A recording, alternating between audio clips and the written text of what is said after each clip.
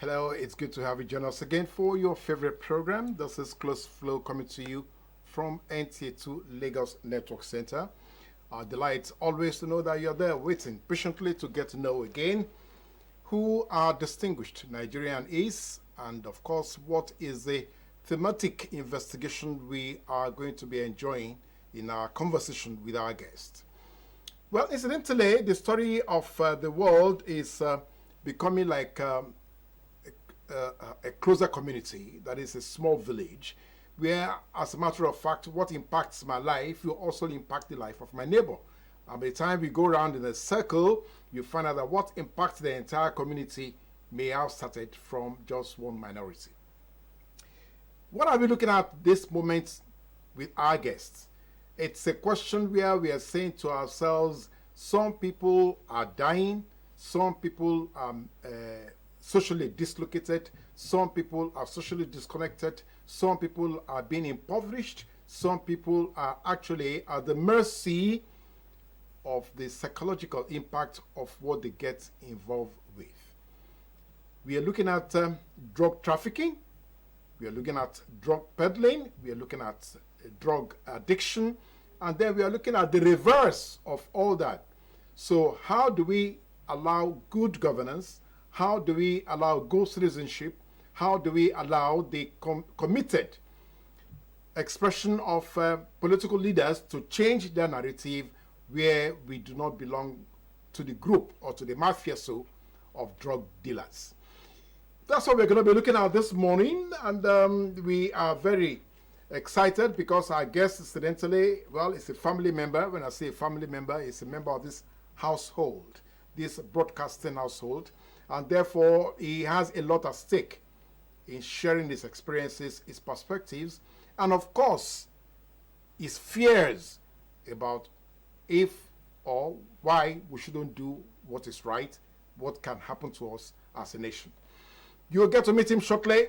I just said I should just give you a little brief on what you are going to encounter in our conversation today. So stay with us.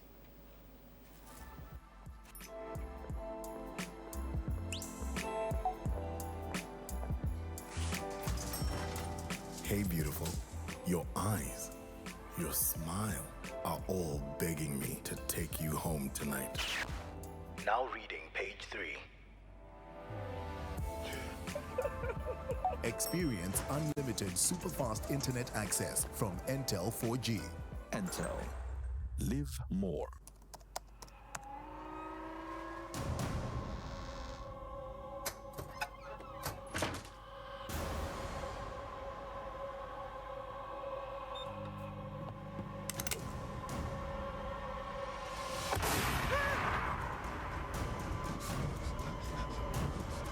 Experience unlimited superfast internet access from Entel 4G. Entel. Live more.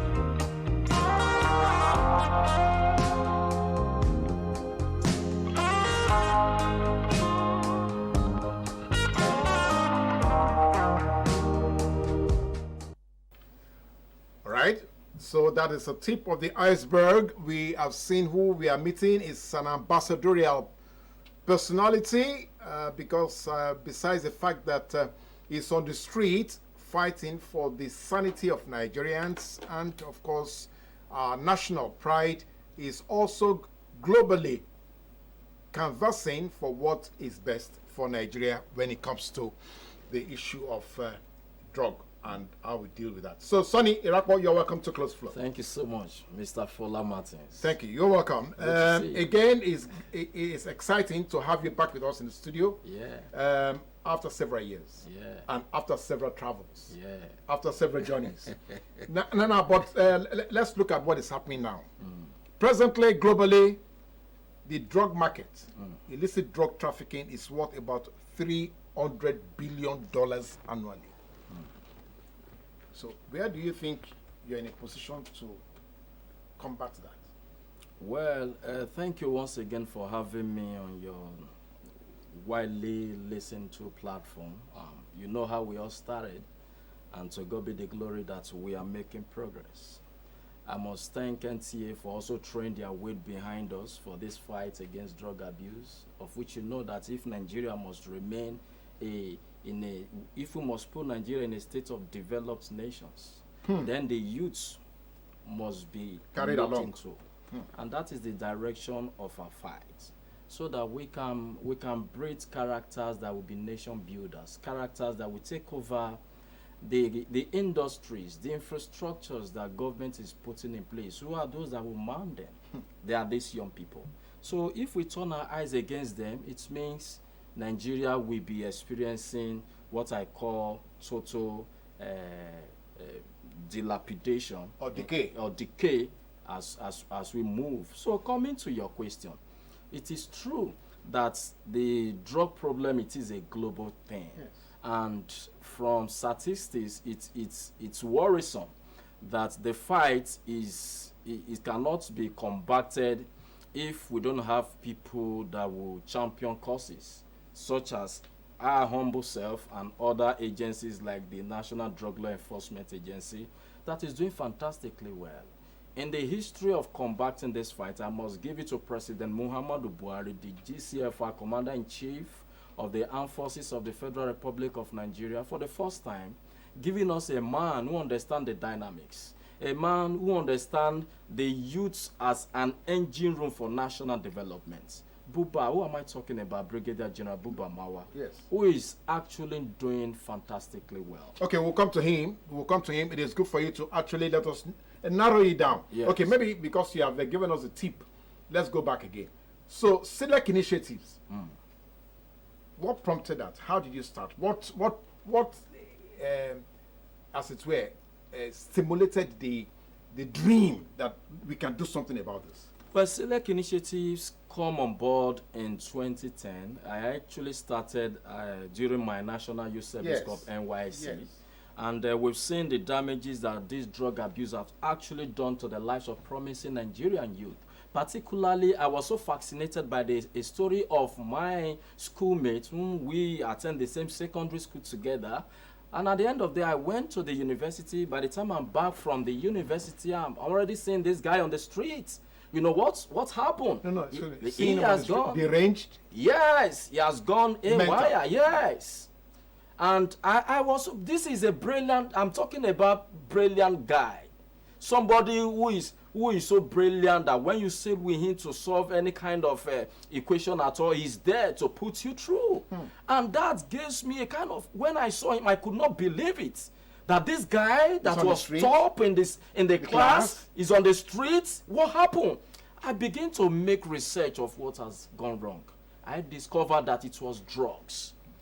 That's really, I said, no, this is a cause that must be pursued. So in 2010, I decided to map out all the strategy that we need to start combating the issue of drug abuse in Nigeria. And since then, we've been moving progressively, and Select Initiative is an idea that is developed and conceptualized from Select Entertainment Concept, Yes. a brainchild of Orevaoghene Irakpo Leading Economy Champions Foundation. Yes. We came, we brought this, and we brought this as a result of addressing some cardinal things that is happening to us, such as drug abuse elimination campaign strategy, enlightenment on sexual molestation and abuse of children, culture and language preservation, and youth development and empowerment. Our major goal right now is to see how we can reduce the issue of drug abuse, and also our cardinal focused area, we are also looking at canvassing for quality leadership,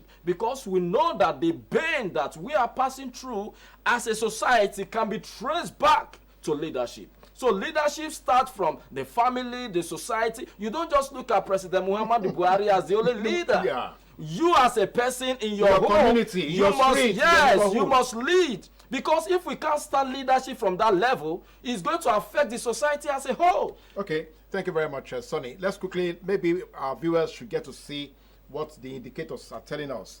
For instance, you have already given us an ideal of what NDLA is doing under our current commander of that particular service. We have been told that almost 30 million Nigerians aged between 15 and 64 abuse psychoactive substances and other dangerous drugs. The same NDLA is said to us that if you are not careful, that the global average figure of prevalence of drug abuse in Nigeria may actually be higher than elsewhere in the world. Yeah. Now, he also said to us that it is important for us, therefore, just like you said. So, how do we get to stop or to reverse or to even, if it is not possible, to eliminate totally all these threats? Almost 30 million people. Well, thank you so much. The issue of drug abuse in Nigeria, they are multifactorial. It can be traced to various factors that are responsible for the issue of drugs. For instance? Yeah, for instance, we look at the biological factor, where a parent who is consuming drugs right now, your kids might grow up becoming drug abusers. It is shown already. Then we look at the social perspective of the social pathologies, which has to do with unemployment. Yes. You talk about peer pressure. Yes. You also look at the emotional stress that people are going through, and a lot of them today now, broken homes and all that. Yeah, yes. broken homes, the family disintegration. These are some of the issues that really affecting drugs. Then we also look at the rap materialistic consciousness of Nigerians, people that want to get rich at all costs. And overnight, and they have seen the Nigerian youth population as a huge market, you know, to amass the illicit wealth. I call illicit wealth because yes. you are killing yes. somebody to make that money. Yes. yourself. So they look at the youth population to launch their business model to get young people into drugs so that they can make money. As of today, according to NDLA, the drugs that they've seized in the period of just 2 years is over 500 billion naira. And today, according to NDLA, they've arrested over 38 drug barons, people that are trafficking drugs. So when we look at the issue itself, it's something that calls for worry. What are the age brackets? You just mentioned it. According to the Psychiatrist Association of Nigeria, they make a presentation and they said, according to their findings, that age 18 and 38 are the mad people. In other words, people that are mentally derailed in Nigeria. And 85% of that are young people.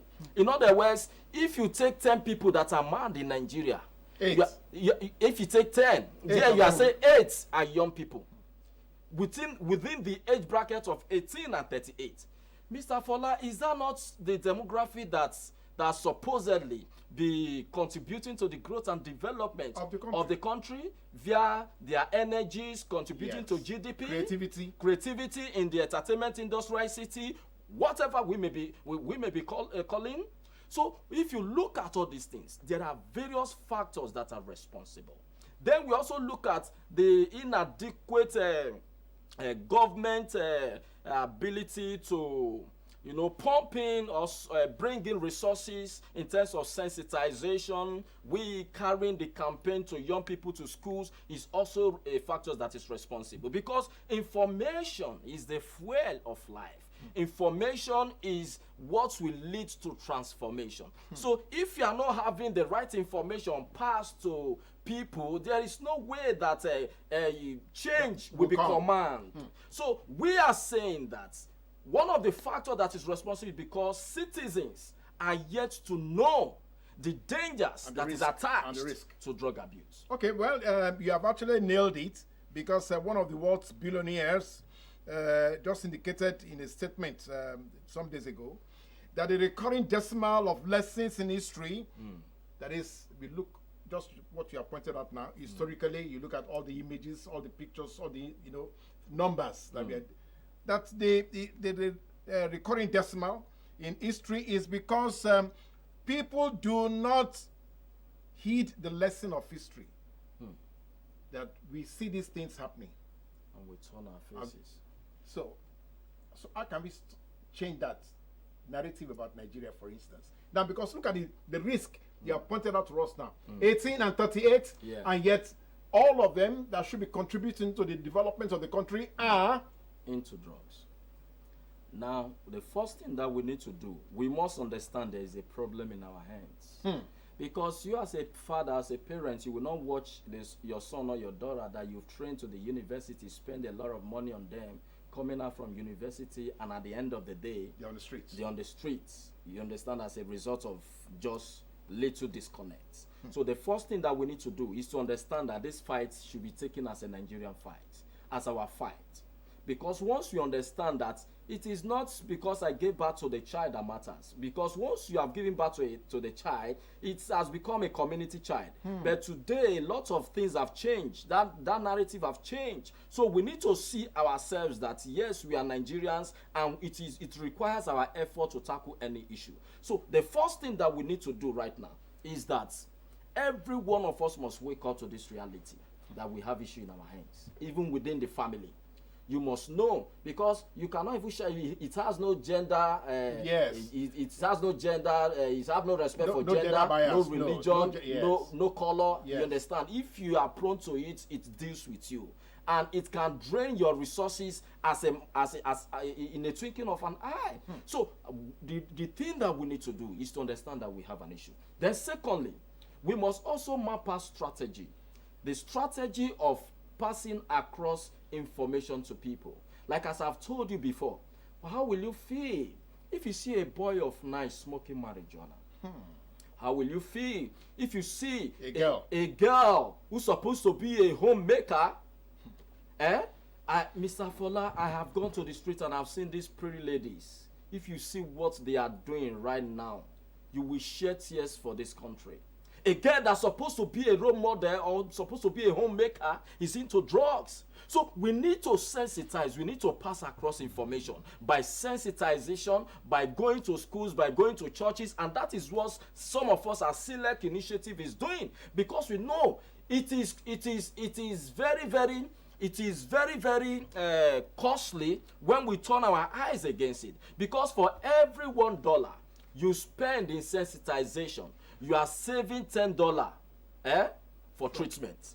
Okay, so we have some shots on the screen right now. These are some of your clips.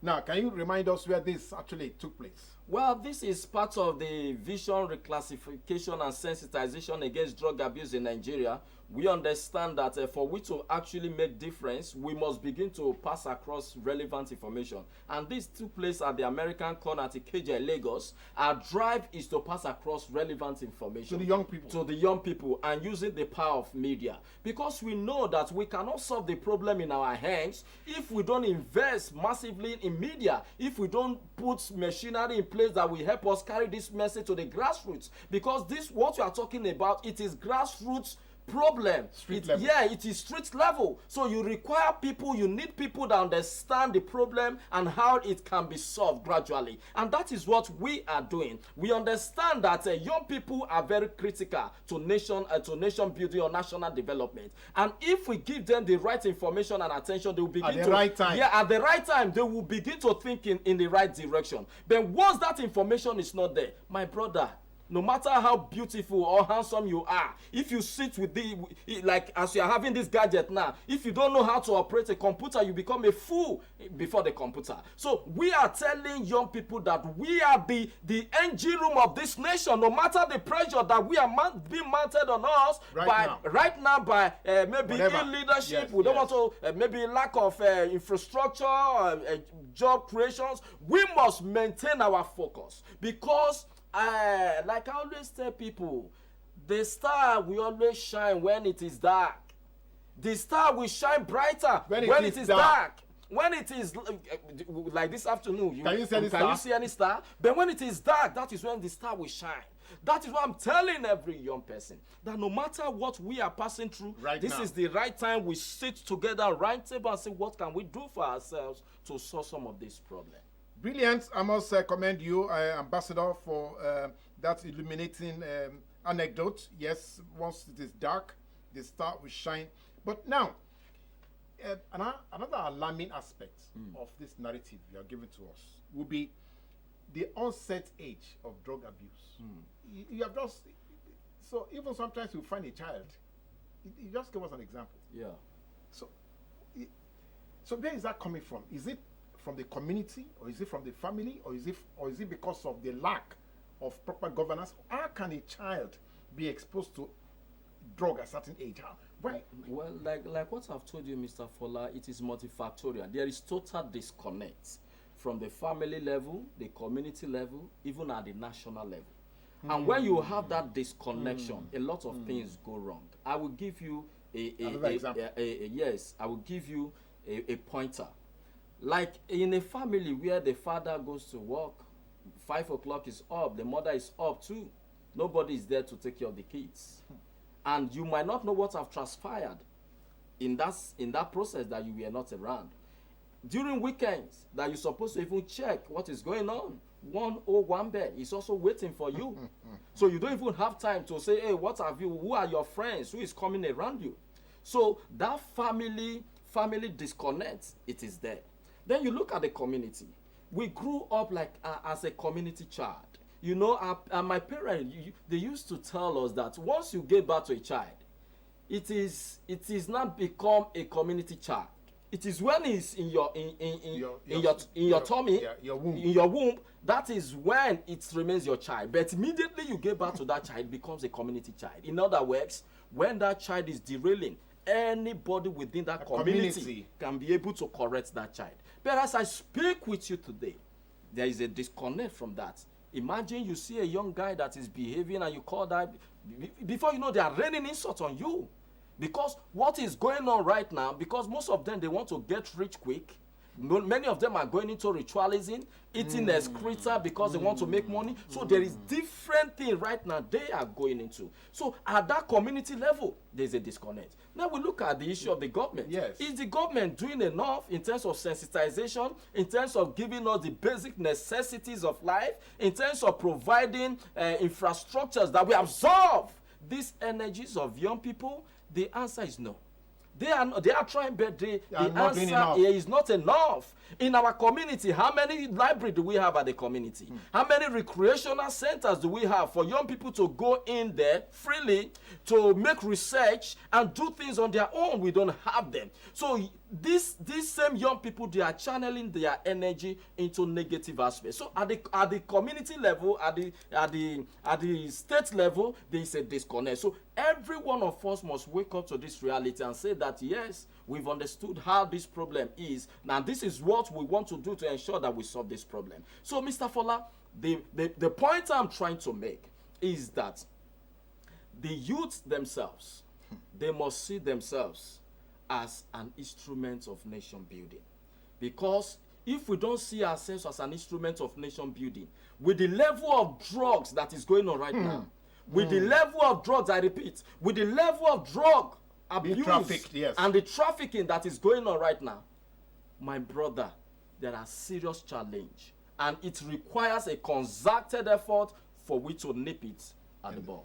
Okay, all right. I must commend you again for showing us a direction. And that direction is the fact that in over 15 years, for instance, the West African subcontinent has suddenly become the new transit hub for drug trafficking, with Lagos emerging as the most active center for shipments, air trafficking, and parceling of cocaine, heroin, cannabis, and all that and all that. Now, all these studies, all this profiling that we are seeing from international messages, these facts, what do they do to you, for instance, as a Nigerian? How do you feel? How alarming do you see all these things they are talking about, that Lagos has now become the hub, because the West African subcontinent is now the travel passage between America and Asia, and so what is that? Well, it is a worrisome phenomenon, in the sense that if you go out right now, just go to Lagos Island, you see able-bodied young men. They are just there, nothing to do, and you can just on a normal day just go and see what is going on. So these young minds, if you don't provide, if you don't engage them, it will continue to linger, and that is what is happening. Nigeria was a transiting channel location, but now we are also consuming country. We're not just consuming, but also producing. We're also producing. Look at the marijuana farm that has been destroyed. Over 800 hectares of land destroyed by NDLEA. It is massive. Over 23 drug traffickers arrested within the period of 2 years. This is alarming. Why? Because young people are not engaged. And until we see that what the major problem is, the inability for government to create enabling environment for different things to happen in terms of entertainment is moving, ICT is moving, create platforms for the youth to exert their energy. Let me tell you, no matter how talented you are, a talent is barren until a platform is created. So we must understand that young people are crying for platforms, and that is why some of us, we are creating this platform to absorb the energies of young people, and that is what is happening. Look at what has been going on even in Lagos. You see what happened, that drugs worth over 193 billion was seized in just one raid. So it is alarming. So it requires every effort of us to ensure that this issue is addressed.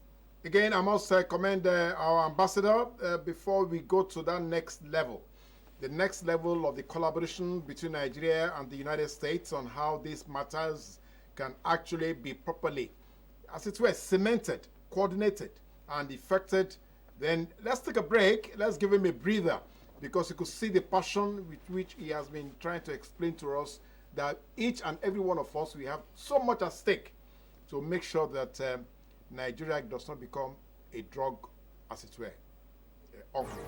So stay with us. We'll be back shortly. Eyes, for if they have cataract, to look at the back of their eyes, they have glaucoma, to do a full workup for them. You will remember the federal government should actually open their eyes, especially southwest of the state. Going to be looking deeper than we ever looked in before, to ensure that we close all the loopholes. It manifests as physical support. And every edition is an arresting conversation with distinguished Nigerians from various strata of the society, bearing their minds on how we can realize the Nigeria of our dreams.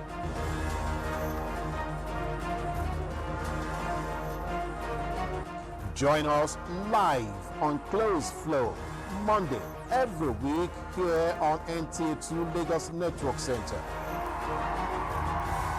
Close Flow. The conversation is about you. Work Port Chicago, USA, in partnership with Select Initiatives Nigeria, presents Citizenship Diplomacy Leadership Exchange Program taking place in Chicago, Illinois, USA, 2023. Our goal: knowledge transfer, skills and capacity building for leadership to solve societal issues in Nigeria, share best practices, and create valuable relationship with US peers. Share the Nigerian culture with Chicagoans. For advert placement and sponsorship, please call +234 8066 108 793 or +234 802 399 5988.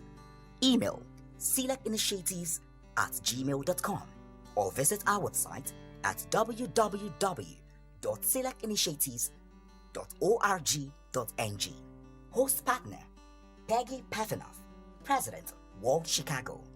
Convener Sonny Irakpo, Founder and President, Select Initiatives. Official media partner Nigerian Television Authority, NTA. The Nigeria Leadership Exchange on the global space. Powered by Select Initiatives, empowering their future. Okay, well, so that is it there. Sonny, again, congratulations on that. That is a milestone that you have been able to achieve, trying to open up this window of collaboration. Yeah. But now, quickly, let me just see if all of us, particularly our viewers, you need to call us to be a part of this conversation. So it would be great for you to have the numbers to call so you can reach us, as early as you can, and let Sonny also explain what you need to do, how you also can be one of those joining the delegation that is going to Chicago. It's an opportunity for you if you can find a way to express yourself the way Sonny is asking you to do. Turn your talent, your God-given talent, into something positive. Stay off the street. Tell us how we can actually take the drugs off the street. And then, Sonny, we see what you can do with the delegation going to Chicago. Now, WhatsApp us on 080-2038-4130. Let me take that again. WhatsApp 080-2038-4130. Or send us a text message just in case your calls are not coming through. And that is on 080-6350-8434. 080-6350-8434. Let's have your own comments, or maybe raise a query if you don't agree with Sonny on some of the things he has said here. Send us, why you think he's not doing it the right way. Now, okay, 50% of Africa's drug couriers arrested in Europe in 2011 were Nigerians. So, are you going to? These are the Nigerians who want to take to USA? Well, our own is a different approach. We are trying to rebrand the image of Nigeria, because one of the issue that is confronting Nigeria at the global space is this issue of Nigerians also trafficking drugs. Yes. We have a lot of them that has been arrested, are even serving jail time. Some are already sentenced, to be fired. The point is, this Citizenship Diplomacy Leadership Exchange Program, yes, Select in Chicago, came as a result of activism, active participation in national development. In 2018, I was invited by Dr. Bukola Saraki, the former Senate president, who gave me the opportunity through his essay, Bank Commissary. They saw what we've been doing, and the United States needed to address the issue of drugs. So they made a proposal by the secretary to the U.S. Embassy then, Dr. Philip Setis, who now wrote a proposal, and I was invited to Abuja by the Senate president, upon which I was recommended, and the U.S. government invited me in 2019, of which out of the 14 countries that were invited, I was the one that represented Nigeria in 2019. And that project took us to about seven states in the United States. It was combating drug addiction and opiate crisis.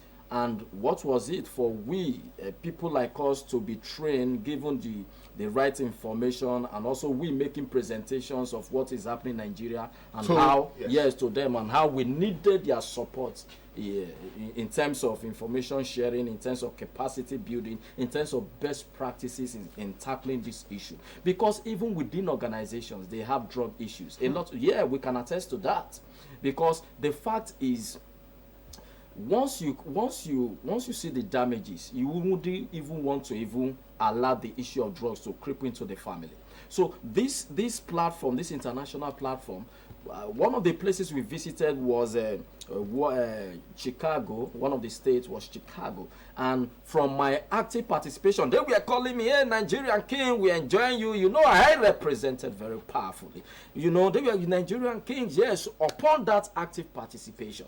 Yeah, they were fascinated by why Chicago was fascinated. I said, yes, we love you. I kept the conversation going. I said, no, we need help. We need young people to cross-fertilize idea. We need information sharing. And one-on-one contact is also important so that they can also see what is working within in a very good environment, and how we can borrow most of those models that has been working for them here. Yeah, how we can apply them. And what Chicago have to, look at our proposal, and they gave us 5 years partnership, of a citizenship, diplomacy, leadership exchange program that will enable us to cross-fertilize idea, information sharing, best practices, also promoting our culture. So this is a program that will be running for 5 years. And last year, we started the implementation, and thankfully NTA was there as the official media partner that covered the event, yes. And upon which we are bubbling with our energies to continue with this partnership. As I speak with you this year,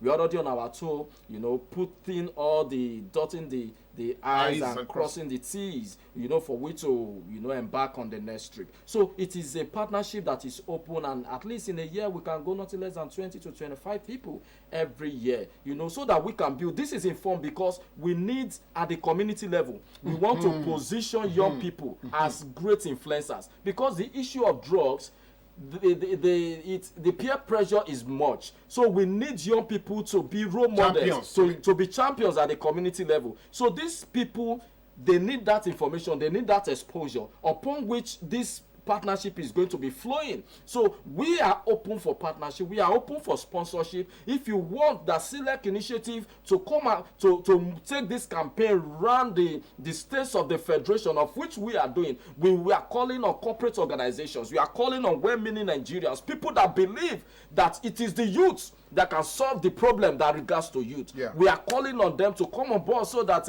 we can together solve this issue. So as we are ready, and it is a partnership that is going to run for 5 years, and we want to thank the U.S. Embassy, we want to thank the U.S. government for investing in people like us who they've seen worthy of what we are doing in our closet. In 2010, when I started during the NYC, I never knew that one day the U.S. government will call. And thankfully, we were called, and today we are making Nigeria proud at the global space. So we will continue to push for the best for Nigeria, because at this time we need leadership. Everything rise and fall through leadership, and we need young people to take positions right now, whether at the political level, at the economic level, at the social issue level. We want everybody to spread. And how can you spread? You need capacity, you need information, and that is what we are pushing for, so that everybody can wake up. What is happening? What are you doing with your energy? What are you doing with your capacity? So we needed young people to realize that capacity that is in you, there is a place that is needed, and that is why we are giving them this platform and opportunity for them to sharpen their skills. And when we come, I'm telling you right now that we are going to be strategically positioning ourselves in terms of political leveraging, in terms of economic leveraging, in terms of social issues, addressing issues as they come, in terms of also ensuring that the women, because one of the things that is affecting too, look at the home front. So we are also pushing women against drug abuse to also participate. So we are very open for Nigerians, for people that are ready to support this cause, in order for we to build the capacity and needed skills for young people to solve societal problems. Okay, well, again, I can see the passion, and I'm sure the Americans also can identify with that passion. But now the fear, again, you just raise another element that is a little bit worrisome, is that in every 4 drug addicts or drug user that we get in Nigeria, one actually happens to be a female. Yeah. In every 4. Yes, it is true. It is true. That in 2018 that was presented by UNODC. Yes, and it is true. From our personal findings, I can take you to places this afternoon where you see ladies. What they are just there is experimentation. Okay, so it is true. All right. Again, let's go back to how we can work with the Americans. We are waiting for your calls. If you think you want to be one of the sponsors, if you want to sponsor a community, or you want to actually look at a community where your business is thriving, and you are saying to yourself, I want to invest in this community and save the youth in that community from becoming drug addicts, then yes, it's time for you to talk to Sonny Irakpo. Again, Americans, 18 million drug users in America, and America is ranked the 3rd in the world. Drug abuse. Americans are ranked the 3rd in the world. So is that not a red flag for us to run away from? Is there any? Can we? Well, it is worrisome also. But I must also tell you that even the Americans, they also have structures that enable them to address every of the problems. The way drug, even as huge it is, okay.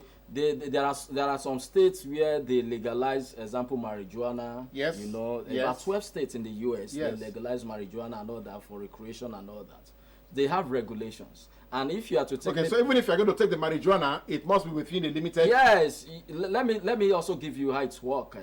If they say you can't take more than one wrap of marijuana at a time, you understand? You can, once you bite that money. For example, you buy in Chicago, and you travel within that period to another state, you can't buy it because all your details might have been captured at the first point of buying. Oh. So you traveling from, for example, if so I not travel to tracked. Yeah, so if I not travel to Ogun State and I'm in Lagos and I bought from Lagos and you want to buy from Ogun State, they will just go through your data that, oh, you've already gotten this for today. They can't sell for you. So the regulation is there to regulate. And these are the things we need to learn. And these are the things that we need to learn. And I'm also tell you that the level of unemployment in the US before the COVID-19, yes, it was less than 2%. But now. But you understand, it was less than 2%. Even unemployment, there's a way they also address the issue of unemployment by government also paying people that are not working. Yes. You understand? Yes. Social safety net. Yes, yeah. So social security structures is also put on ground. Then compare it to our country, where unemployment alone is over 30%. When people who are supposed to be working are not working. And they are not getting anything. And I'm also tell you that models that are there in the US, they are there, they are working. So these are the things that we want to learn and borrow it back to home country and see how it can be properly implemented.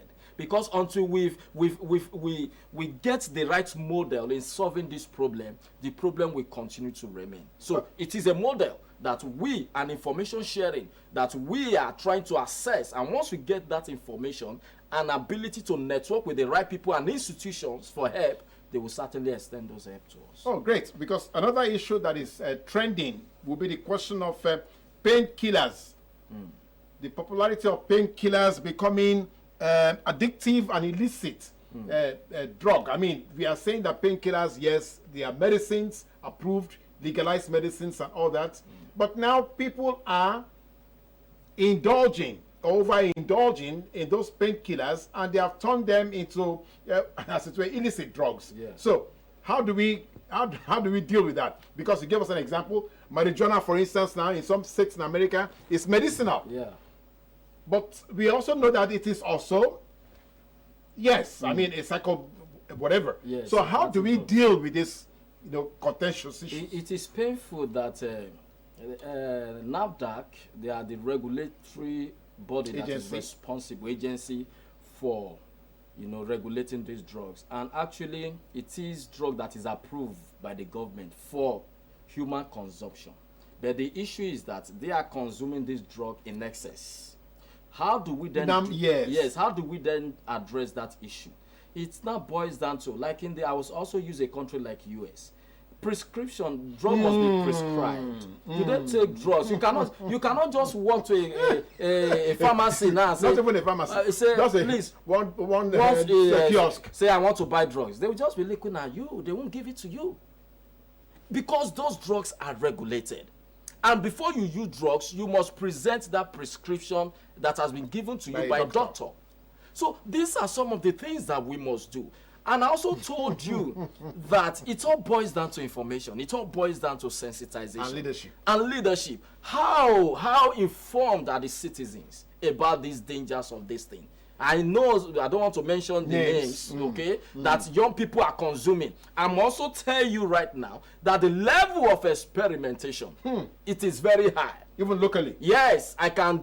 There is one that they are calling Baba now. Baba. When you hear Baba, is a drug that young people are doing. I don't want to call the original name. It is called Baba. It is called Malofa. It is called there are different names that they are calling him. It is called Happy Boy. That they are taking. The level of experimentation is high. So why we are even worried about these prescription drugs? They are already migrating to, even if you tell them about this, they're already manufacturing things for themselves locally. So to complement whatever they are doing. So the level of drug abuse, it is worrisome. So how do we ensure that this does not destroy the country? Regulation is key. Yes. Information sharing, information passage is also key. Sensitizing people about the dangers of drug abuse, the preventive approach, which is the cardinal aspect that SELEC initiative is focusing. Because it is prevention, they say, is better than cure. And that is what we are telling every Nigerian. And it lies on the hands of the government, it lies in our hands as citizens to ensure that we as people, we understand the dangers of this drug abuse at the national level, at the state level, at the community level, even at the family level. I must tell you, Mr. Fola, that a woman called me just last month. The woman was lamenting very profusely, crying to me, my son. I said, madam, what has happened? He said the only son that he has is dying of drug. He has taken marijuana. There is no help. They have taken him to all the rehab center. Nothing is working. And this woman that was working with as a public servant, all the resources that she has, the land that she bought, she sold everything. And this woman was crying as a result of this boy. And as I'm speaking to you today, the woman said, I'm tired. I keep encouraging. That is the issue. When drugs move from the point of experimentation and you hook on it in terms of consumption and addiction, it is very, very difficult for people to come. I must tell you that addiction is a 3-generation disease. Addiction is a point at which the brain is structured to take drugs. You cannot do anything without drugs. You want to sleep, you take drugs. You want to drink water, you take drugs. So the brain is clamoring for more. So at the point of you trying to withdraw that I don't want to do this again, what's setting? The withdrawal symptoms begin to set in. You begin to feel as if you want to die until you run back to that drug for safety. And that is why you see that young people are running back to drugs. They are running back to drugs because the brain has been wired to take drugs. So withdrawing from that act alone is what is causing a lot of them to run back. How do we then solve this problem? There are things that we need to do. Create rehab centers, which NDLEA is also trying to establish some in the geopolitical zone, which are not adequate. Okay. So we need all this machinery to be in place in order for we to solve the issues. I love the moment when you said that all of us should look at it as a concern, not only for us as citizens, but even as families. Now, but how about corporate Nigeria? Now, where is corporate Nigeria? What roles or where should we see corporate Nigeria in this struggle, in this national drive to see that the story of Nigeria not becoming a drug harem? How can that happen? Well, thank you so much for that brilliant question. My approach or my question that I always throw to these corporate citizens is that will you employ drug addicts to be one of your staff? Or one of your managing directors? Or one of your directors? If the answer is no, the right time for them to act, it is now. You might say, I will not employ them. I don't want to employ them. Yes. But the environment in which you are operating, have you considered that if you don't pay critical attention to them, they might serve as a distort to your business? How secured is that environment going to be if you turn your deaf ears on them? So when you talked about corporate citizen coming, this is the right time they have to know that the most important resource is the human resource. The most important, the greatest resource is the human resource. And the young people, they are the one that will turn around things. So I want them to invest in these young minds because it is through them that we can command the change that we wanted. So you corporate organizations that are listening to me right now, I'm using this great platform to appeal to you that in terms of your corporate social responsibility, we are calling on you to extend it to organizations like us and every other one that are doing genuine work to salvage the lives of young people. Because even you will not employ drug addicts. You will not. So it is also serve as a cost reduction. As I'm speaking to you, there are some organizations also that their staff, they are also suffering. Yes. Yeah, they are suffering. So there's a cost that is attached to that. To that for those organizations. So it is our responsibility to sensitize them. We are trying to work with, build a model. We are building a model for corporate organization, which we already mapping out trainings for them. They can also participate. So we are telling them that they should extend corporate social responsibility to organizations like us and every other ones that are doing national development activities. Okay, now one thing again that I would like to ask if we can get corporate bodies to join will be the fact that with the emergence of civic technology, we can create ecosystem, to improve every community, every society, monitor what is going on, have a proper report, a genuine report, and see how we can profile what solutions should be applied to different communities. Is it not possible, therefore, for SILEC, as you're going on this collaboration with the Americans, to look at corporate bodies who are probably into app development or some kind of future, technology, to see how that can therefore be assimilated into what you're doing as we are looking at the future for Nigeria? Very true. It is possible. And that is why this Citizenship Diplomacy Leadership Exchange Program is on ground. Even for organizations. Organization can say, okay, we want some of our staff to be part of this thing.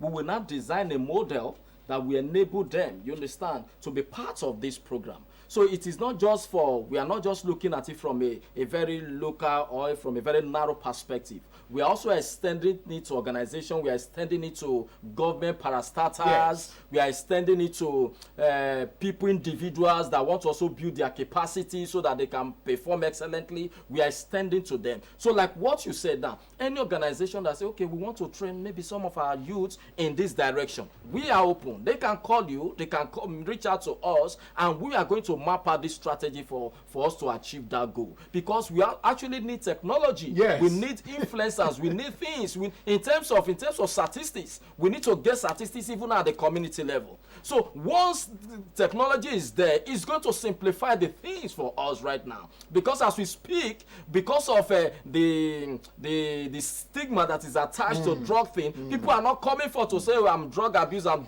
those and that. But once that technology is there, they can be in the comfort of their home, say, okay, please, I need help. How can I reach out to you? So like what you said, it is very, very pointed that we told that line. So organizations that are willing to partner with us in that direction, you're welcome. Absolutely, we are good to go. Thank you very much. Thank you so much. My producer is saying to me that if we allow Ambassador Orevaoghene Irakpo to continue, maybe we have to open up the next political debate. Otherwise, we will not leave here today. All right, thank you for joining us again in the studio. For all our viewers, again, I cannot understand why we did not get your text messages or your WhatsApp messages so that you could have actually raised some issues with Sonny. But I'm believing that, like Sonny says, we shall also overcome those technical hitches. Well, it is never over with us on Close Flow. Go to all our social media handles and go and add your own opinions or share the greatest of what Sonny has said here. You can be a partner on this matter. That is the collaboration with the Americans. So go there and share with your friends and see how we can lock into that opportunity. Until next week, it is bye from us on Close Flow.